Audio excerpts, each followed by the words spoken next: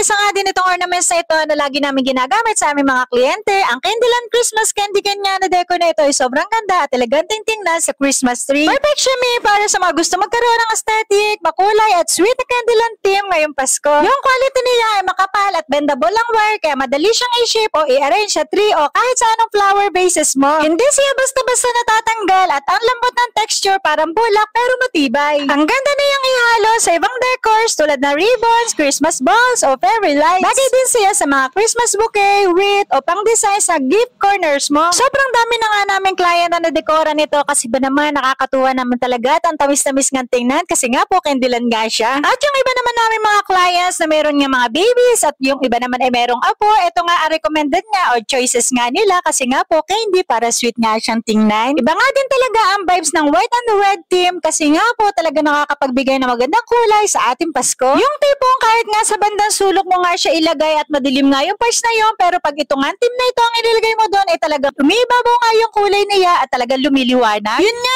sobrang bilis nga maubos sa mga stock nito sa aming mga supplier kasi nga po talaga ang daming may gusto ng mga team na to. Kaya kung natitipuhan mo nga ang ganitong team ay wag ka na magpahuli at ayan lang sa ating yellow basket. Kaya check out na. Bye!